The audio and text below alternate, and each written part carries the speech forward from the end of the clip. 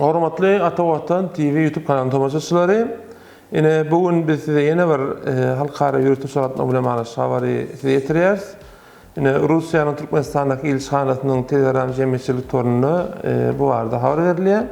Ýani Russiýanyň ilçhanasynyň habar bermegine görä, Türkmen tarapynyň anna maglumata laýyklykda odol 11-nji maýda meýleşdirilýän gatnaw.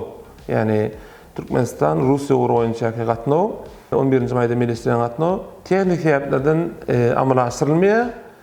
Şol gatnawdaky öň bellilerden ýa şonda uçmaly ýolagçylar bolsa 13-nji maýda ýene bir uçaratnaw bar.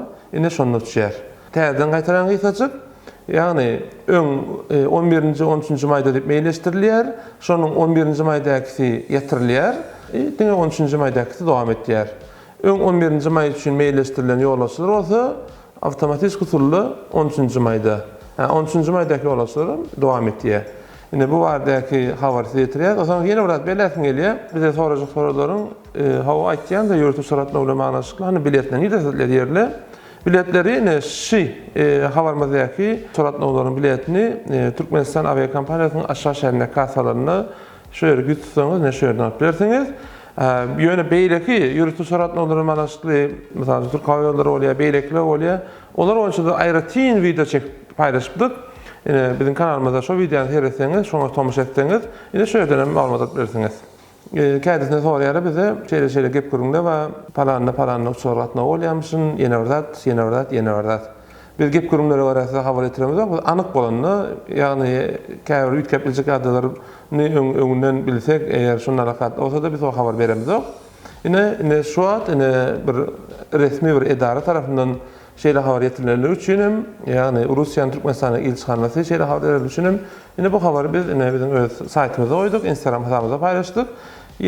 Size Ata-Watan TV YouTube kanalyny tamaşaçylaryna gysgaça videolar ýetirýäris. Ýene bir zat, aslında buna men habar berdik.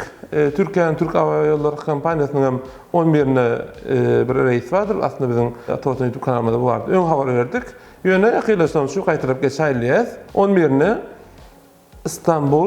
Aşgabat, İstanbul uruwynça Türk Hava Ýollarynyň ýurtmy suratnawy bar. Ine şulaýyň 11-ne. Aslında dünkü videoda aýdypdyk, 15-näki, 16-näki bilen manaşykly.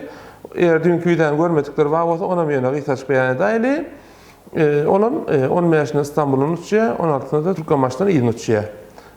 Yakın günlerdeki yürütü suratına mağalaştı haberlamada neşilerden varat. Neşi gıysaç malumatları bilen gıysaç haber videomu cemleyer. Haber köp. Ähli haberleri saytımıza koyar.